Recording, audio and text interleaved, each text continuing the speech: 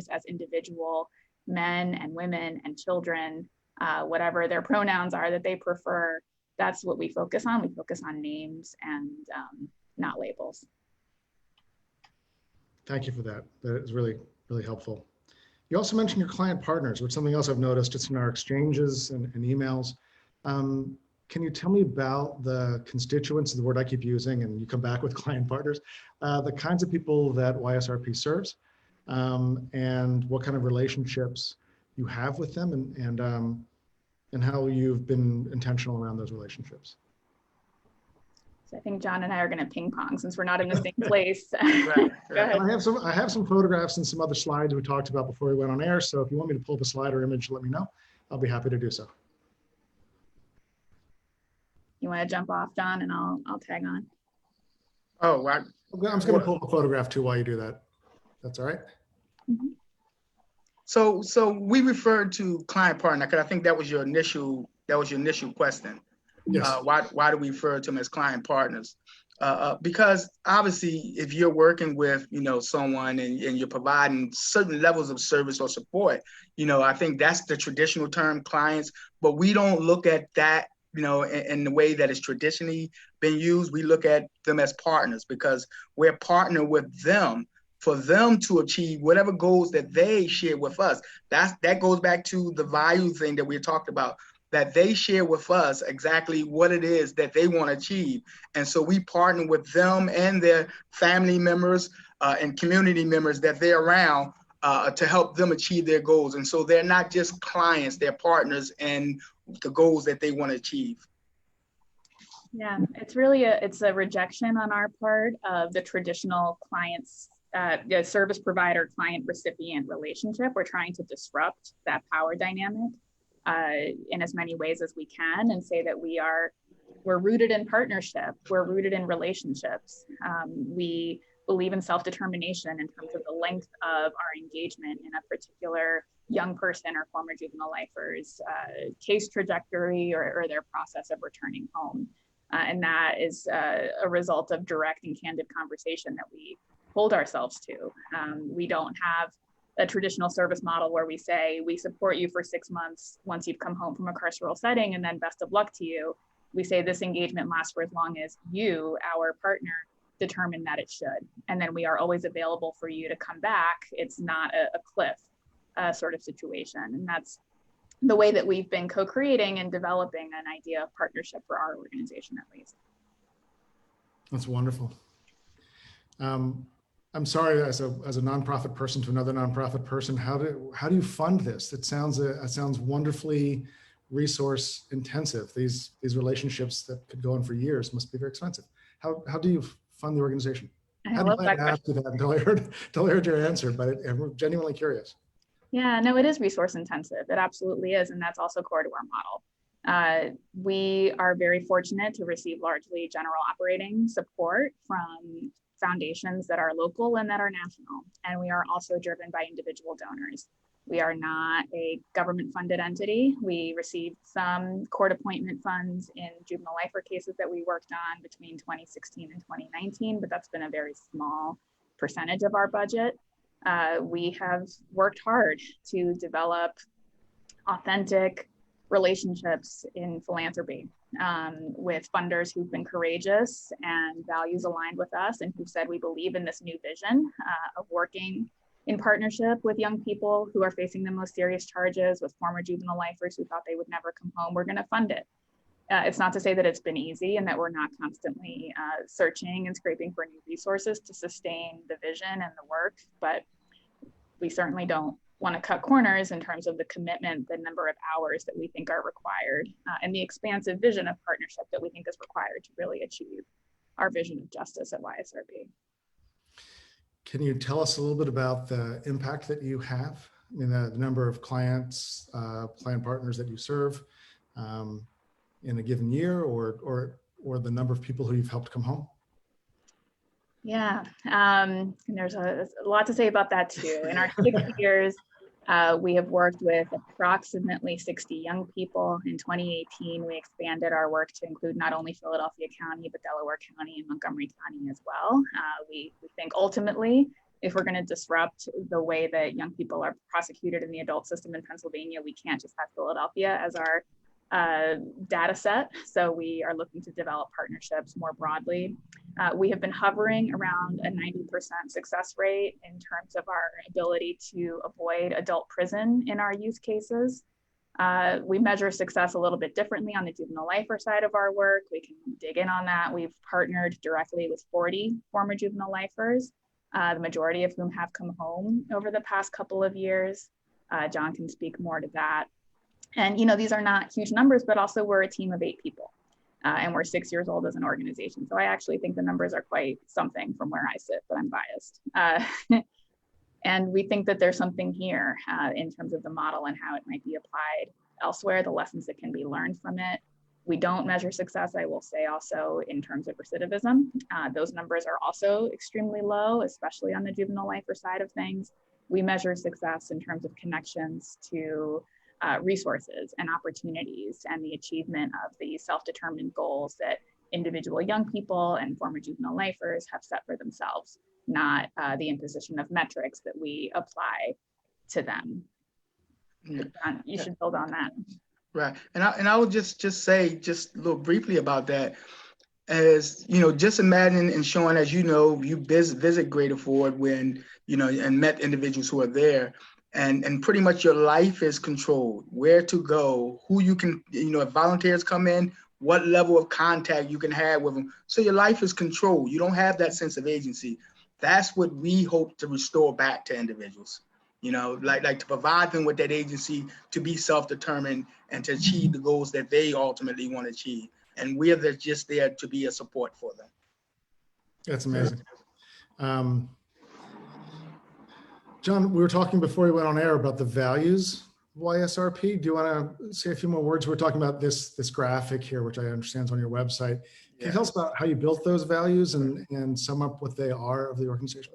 This is like it's like a proud baby, that we as a team, got together and began to draw up together and think about how does it represent us as an organization.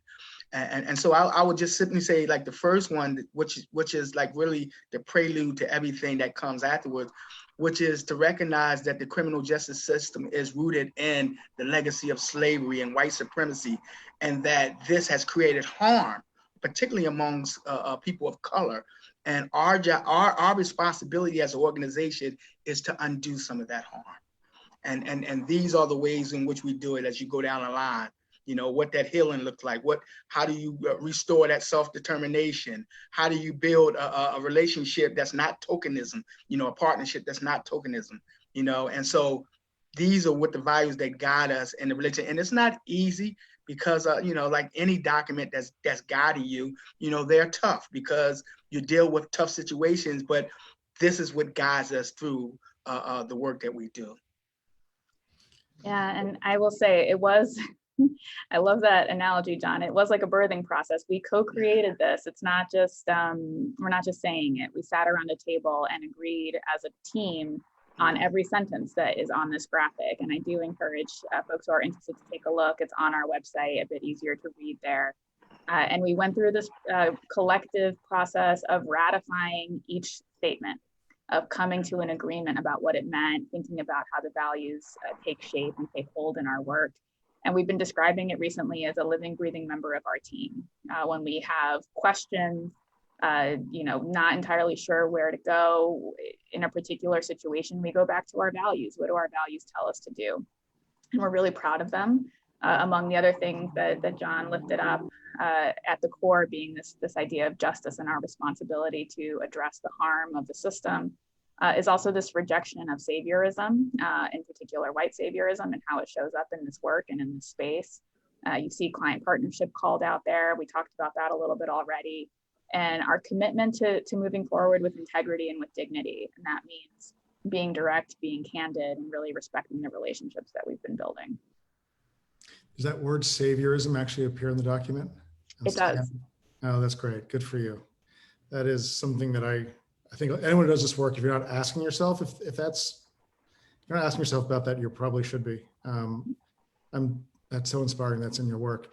Can we talk more explicitly about the racial component that John started us off with? I want to talk about some of these patterns in Eastern States history and ask for your comments on that. But this is your document here about the racial justice aspect of your work. Could you say a few more words about this, about the legacy of white supremacy in the system that as we see it today? Yeah, it's alive and well every single day still, in terms of how young people, predominantly Black and brown children in Philadelphia County, but also in Delaware and Montgomery County, in terms of our work, are being charged and prosecuted in the adult system, the experiences that they have when they go back, if they do, to the juvenile system, the lack of resources that are available to them as they come home. It's all completely sort of built into the fabric of racism and white supremacy of this country, how those decisions get made, the structures and the systems that they're operating in. You see the numbers here in terms of the disproportionate impact that you're with the juvenile life without parole being 10 times more likely to receive that sentence if you're a Black young person than if you're a white young person. It's pretty plain, I think. You know, it's on its face. And John, you should, John obviously beautifully about this. Right. Now, yeah, I just add, like, I think, and Joanna, alluded to it about the juvenile lifers, so there was, research that was done, and, in the United States, it had incarcerated over 2,300 plus juvenile lifers. Pennsylvania had incarcerated over 500, and Philadelphia with over 300. And when you look at those numbers in terms of the racial makeup, I think it was like 50-something% of that were Black, And so, you ask yourself, I think it's pretty obvious, really, that this has been the history. I think even when it comes to the death penalty, it's the history of who's more likely to get the death penalty. Yeah, no question. I think our photographs might be covering one of this important bullet point. Black youth are sentenced to life without parole at a per capita rate that is 10 times that of white youth. I just want to make sure the audience, because it's partially covered by by one of our photographs, at least on my screen. I want to actually, talking about the legacy of white supremacy in this country, talk a little bit about Eastern States history, and then ask you to comment on it as that legacy might be coming forward. There were about 850 children who were sent to Eastern State Penitentiary over the course of its history. Children being 17 years or younger, about 850 at least that we know of. That young man on the left, I'll tell you more about him in a moment, but this photograph is just so heartbreaking. It looks like they don't have a uniform for him that's large enough. This is a photograph at Eastern State around the turn of the century. In the 1800s, the idea of a facility for young people, a correctional facility, was basically unheard of. And so in the 1800s, Black children would be sent to the state prison, to Eastern State Penitentiary, and white children would be sent to reformatories that had educational and moral instruction. And so there's this flat out, there's no questioning what was happening, that the Black children were being sent to the state prison. And that was an option that was not available for Black children. So we have a couple stories that we tell occasionally. I'm sorry, these are so upsetting. This is Mary Ash. She was 11 years old when she was incarcerated at Eastern State. She was born just after the Civil War. She was convicted of arson, for whatever that's worth. We have no photographs of her. The artist Russell Craig made this illustration for us. She contracted tuberculosis and died at Eastern State at age 13. This is Wilmer Jackson, who we think was the young man in that photograph, and he's actually crying here in his photograph. He was 14, his 15-year-old accomplice and he were both sent to Eastern State Penitentiary at the turn of the century. By the 20th century, there were what people would call a juvenile facility. I'm sorry for that term. That was created so young people were sent to facilities meant for children. And every so often, this was before the era of mass incarceration, so we didn't have these sprawling prison systems with dozens of prisons across the state. There was just a few facilities with relative to today, a small population of people incarcerated in Pennsylvania. And then every so often, one sensational case or another would be tried as an adult. This is Robert Henneman, who was 16 years old when he arrived at Eastern State Penitentiary. He eventually became the editor of the newspaper that was published by the incarcerated men at Eastern State and was eventually paroled, even though he was sentenced originally to life. That's the history of youth incarceration at Eastern State. Can you tell us a little bit, I know you're not here to talk about history, but can you tell us a little bit about how we got to a point where there was such thing as juvenile life without parole in Pennsylvania, and then how it has been reversed in recent years? Okay, so I would say this. Obviously, I think it became, particularly when we talk about it from a racial standpoint, it was easy to do, obviously, because of the disregard for Black lives. And so that's why we see the numbers the way they are. There are a lot of states that vary with regard to the law. But one of the things, and which was the main point of the court's decision, was there were mandatory sentences that were allowed to take place. And so I will stick with Pennsylvania, just to give you, some sense of that. In Pennsylvania, there was no, what happened is when children go to the adults, when you're charged with homicide, you go to the adult system.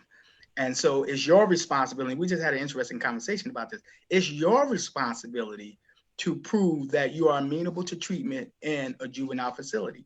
But oftentimes judges feel though that's not enough time because they can hold you up to the age of 21, but they feel that's not enough time, particularly in homicides. So what they're willing to do is they're willing to say, we will allow you to stay in the adult system, and whatever the outcome is, that's the outcome. So forget the fact that you're still a child though. And so in Pennsylvania, what happened was, if you're found guilty of first and second degree homicides, Pennsylvania, there was a mechanism with the parole board that says no one sentenced to death or life imprisonment could be paroled. And that created, once Pennsylvania started, the commutation system didn't work, it just simply, they started creating a large number of lifers, and juveniles were a big part of it, because when the judge made the decision to allow you to remain in the adult system, you got the adult punishment. And so there were no consideration at all, the fact that you still were a child. And so that's why the numbers were very large. And so this was throughout the country. The United States Supreme Court looked at to see how many states was actually practicing that, allowing mandatory sentence and sentencing children, and not considering the fact that they are children and what kind of background they might have had that might have, unfortunately placed them in situations that made them vulnerable to getting involved in situations. In some cases, we found that there were quite a few that were innocent of crimes. And I think that you might have seen some of them showing that was on the paper, like Terrence Lewis, who was a client partner of ours as well. They were actually innocent of crime, but yet and still they were serving life sentences. You said it, John. I mean, there's so many different ways to answer that really profound question, Sean. And what I find so striking from the history that you just shared in those images is that with some updated clothing and backgrounds and in color, they could very well exist today. That mugshot reminds me of similar photographs I've seen of our client partners and other children who've been prosecuted in the adult system across the country, but especially here in Philadelphia. And so not that much has changed, although there have been significant developments, like John said, at the US Supreme Court level, starting in around 2004 from Roper v. Simmons through 2016 with Montgomery v. Louisiana. There's been a trajectory of cases rooted in Eighth Amendment jurisprudence that talk about how children ought to be treated differently when it comes to sentencing and punishment, to track evolving standards in our country and in our world. I sometimes am taken aback, even having done this work for a while now, that it took us until 2004 to stop executing children in this country. I mean, we have been an outlier in so many ways. That's a whole other conversation to be had, but there's a long history here. It's continuing to shape and change. We saw a tremendous uptick around the country in terms of the prosecution of children in the adult system in the 90s in response to this idea of the super predator threat, and what Ava DuVernay captured so brilliantly in the docuseries When They See Us. And people who have not seen that should go watch that if you're interested in this issue, because it's such an incredibly powerful story, and it undergirds the work and the laws that we're now continuously trying to change and fight against. You know one thing out of all this, Sean? What's that? They still refuse to acknowledge race as being a part of that. So court made a decision, but race wasn't a part of the issue. That's Michelle Alexander documents that there's a refusal to acknowledge race as a part of mass incarceration. It's kind of baffling that's even a conversation we're still having. It doesn't take much to look at. I mean, we built the graph, which I showed in the opening of this, but the numbers are so eye-popping. It's just hard to know how we don't have that conversation. Are you glass half full folks or glass half empty? I mean, we go back and forth. My colleagues and I go back and forth. The kind of conversations that we're having around incarceration and around mass incarceration and even around race and incarceration would be unimaginable 10 years ago. I've been in this job long enough to remember when most of our visitors would say, don't do the crime if you can't do the time. And that was as deep as most people wanted to go. So there are days when my colleagues and I feel pretty good and we say, boy, people are really getting into it, really having conversations with just, people who surprise you how much they want to go into it. And then you look at the scope of what we still have. And, we just updated that graph and you see that the United States is still so far out ahead of the rest of the world in every one of these depressing categories in our justice system. Are you glass half empty or glass half full, folks? Or does it depend? I would have to say this. I have to be half full, because I think it was half full that propelled me to be able to make it out of, prison, after 31 years. And so I think I have to be that way, without, but being, I think, fully realistic as well about the challenges. And so, but I think I'm half full.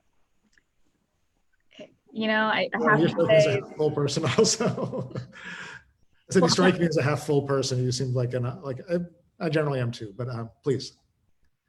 No, not to interrupt. I just was going to say that John encourages me to be half full. I often will have our meetings and I'll say, I'm despairing at the state of the world and what we're experiencing, and the daily atrocities and the reckoning that you mentioned at the top, Sean.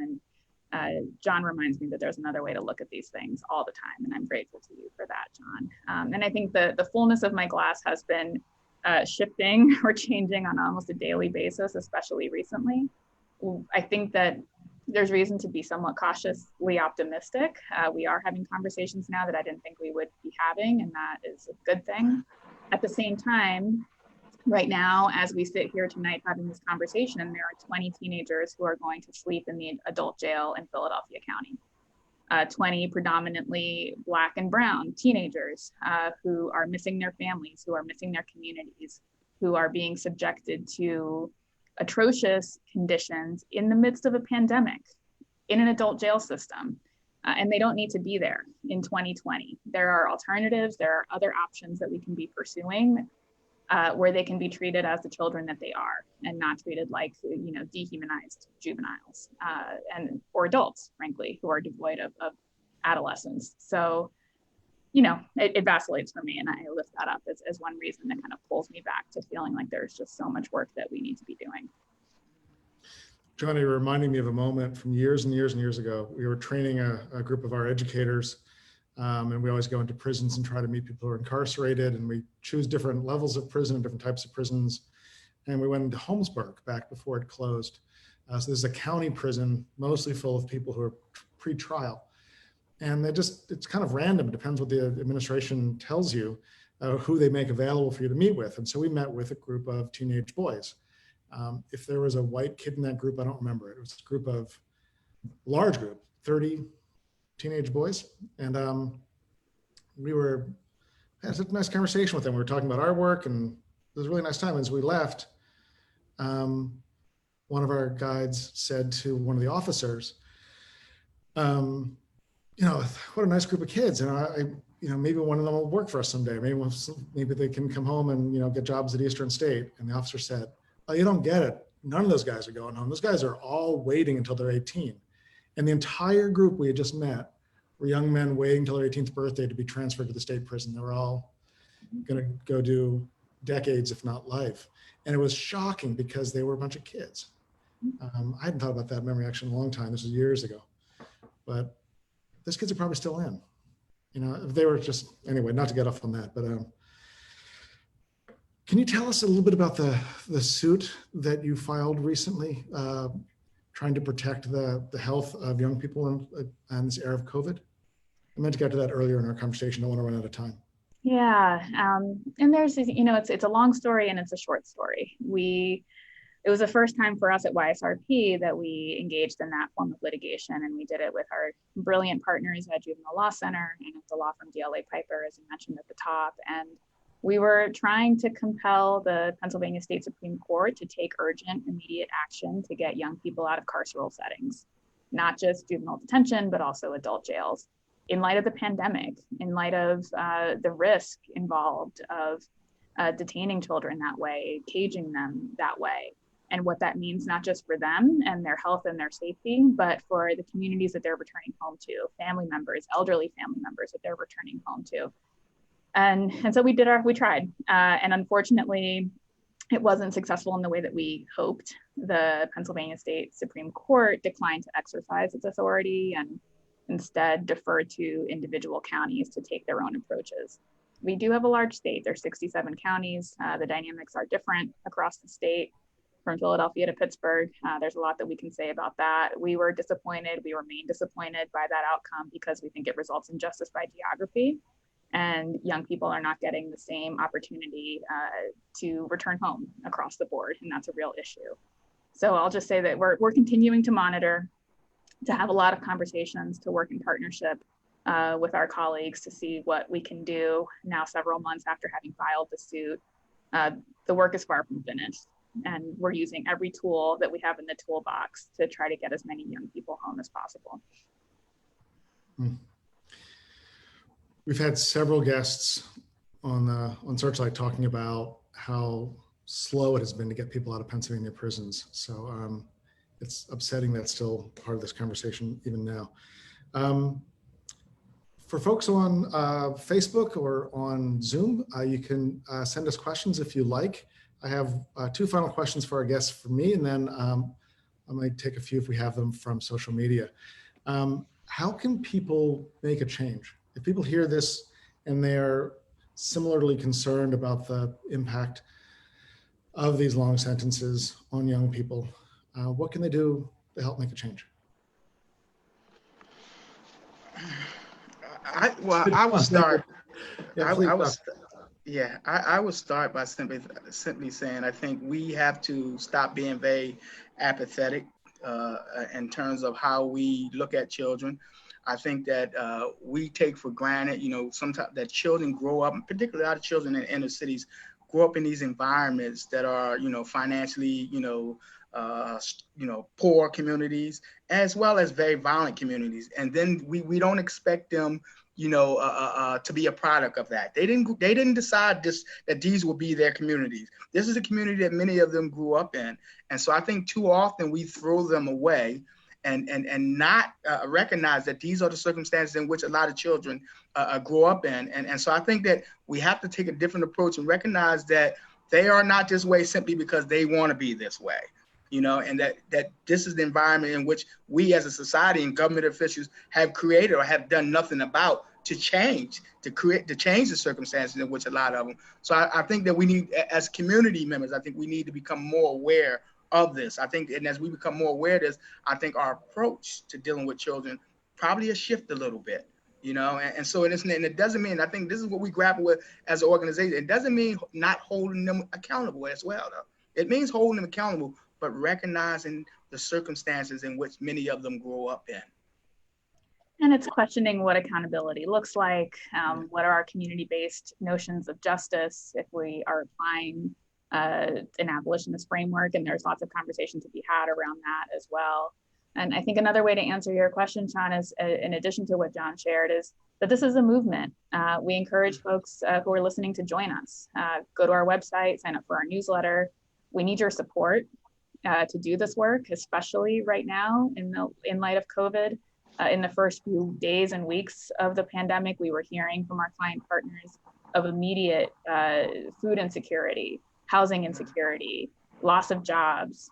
We mobilized in our remote work world to get just about $30,000 out to our clients and former juvenile lifers to respond to those needs, to get cash in people's hands in recognition of what this moment is meaning for people, and particularly formerly incarcerated people who are saddled with felony convictions, which makes obtaining meaningful employment, stable housing, and the resources that folks need to not just survive but thrive that much more challenging. We need support to be able to continue showing up for people that way. And follow us on social media. It's all the ways to stay connected to this issue and to try to press forward with us. And I think people, just the last point, people who are in a position to provide opportunities, I think get to know some of these men and women who were formerly incarcerated or formerly, involved with the system. Because I think, once you become a little bit more proximate, I think you'll know that they are not that same person. Thank you for that. John, I'm sorry to say that it's embarrassing. I had a slide of your website and your social media, and I don't see it here. I think I erased it accidentally in our pre-show as I was going through. It's embarrassing. Can you tell us again how to reach you guys, where to find you online? And then I have a few questions from social media for you as well. Sure. The easiest way is to go to our website, which is ysrp.org. ysrp.org. You'll find my contact info there, John's contact info. Reach out to us. There's links to all of our social media. We're on Twitter, we're on Facebook, we're on Instagram, we're on LinkedIn if you want to find us that way. Connect, join our newsletter. There's a link to sign up there as well, ysrp.org. And Stephanie on Facebook asks, what kind of volunteer opportunities do you have? Do you have volunteer opportunities? Yeah, one thing that there's a photograph at the very beginning of our team, and two of the folks who are pictured there are students, social work student and a law student. And that's primarily how our volunteer work is structured. We have a partnership with the law school and the School of Social Work at Penn, where we have students working in interdisciplinary teams supporting our youth casework every year for the past several years. And that's a very meaningful pro bono volunteer partnership for us. I will say that we don't have large scale volunteer opportunities, and that's a values oriented decision for us. We are very wary, not that this is what the question is implying, but of having people cycle in and out of young people's lives in the most traumatic moments they're experiencing, and not having that permanency. We think that actually can exacerbate trauma. So we get creative about volunteer opportunities, but we're not the kind of organization that is able to or has the capacity to absorb large numbers of volunteers, unfortunately, but also fortunately, because that's our value system. Okay. That's good to know.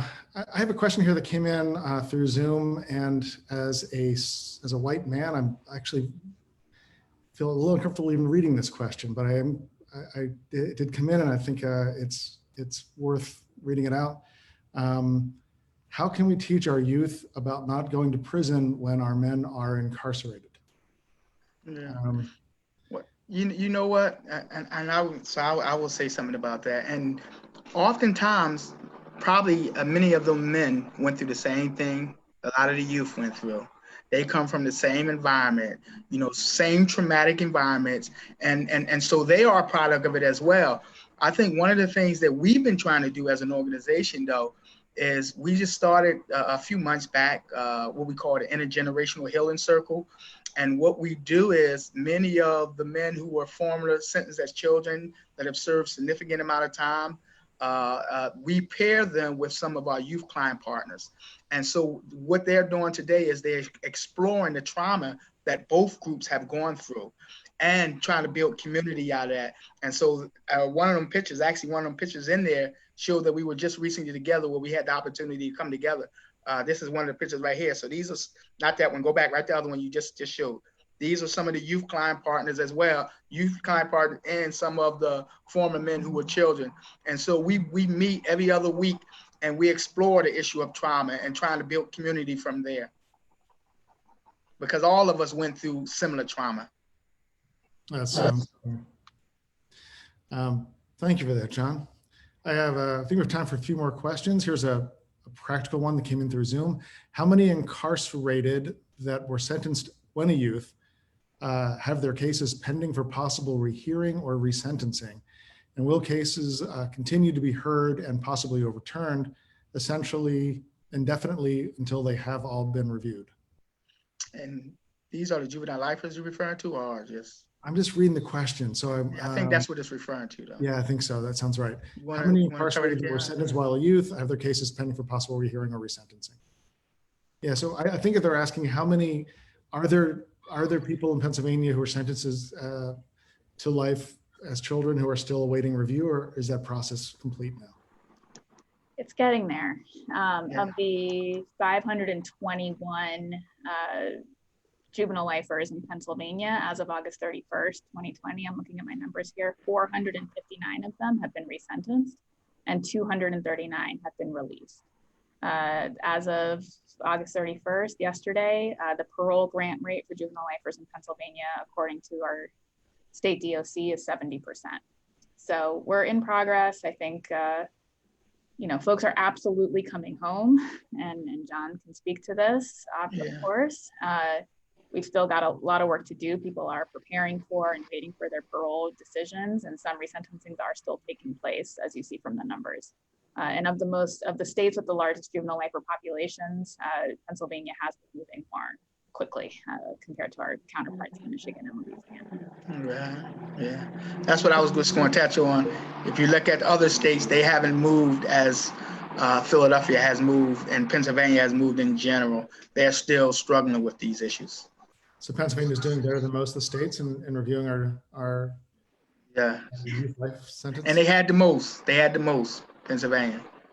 Are those two things related? Do you think they move so quickly because the pressure of having the most? No, I don't think so. I don't know if it's necessary, because I think in Philadelphia, in particular, because Philadelphia had over 300, and I think at the time we had a DA that came in that was willing to provide offers that were reasonable, where prior DA that was here wasn't providing those same. So we can say if that same DA that was here when this originally got started, we don't know if we would have been at the same point right now. Yeah, that's so important to lift up, John. And our colleagues at the Defender Association here in Philadelphia, Juvenile Law Center, lawyers across the state have also really been the ones to make this possible, to move the resentencings forward and to really develop a model for what this looks like when no model existed previously, especially at the numbers that we're talking about. We have a question here from a high school teacher. Kristen writes, what supports can we provide to children who have experienced trauma before they become involved in the justice system? I know this isn't the focus of your work, but I'm sure you're around it enough. Do you have any thoughts on that? Oh man, that's a big question. Trauma, being trauma informed has become this term of art that sometimes loses its meaning because it's applied so broadly, but there is something that's still at the core of it that is so incredibly important in schools and educational settings: access to counseling, to therapeutic supports, to the kind of intentional communities like the intergenerational healing circles that John described, where there are peer-to-peer mentoring opportunities available, and also just the ability to create relationships across generational divides we have found to be hugely important in terms of addressing trauma. I mentioned When They See Us earlier. I called it a docuseries. That's not really true. It's a mini series depicting real life events. And the production company, Ava DuVernay's group Array, developed a learning guide to accompany When They See Us that is designed for young people and for educators to use in working with young people to educate them about the system, the racial justice component, the impacts of trauma. I would strongly encourage educators, especially who are listening, to take a look at that learning guide and to use it in your work with young people.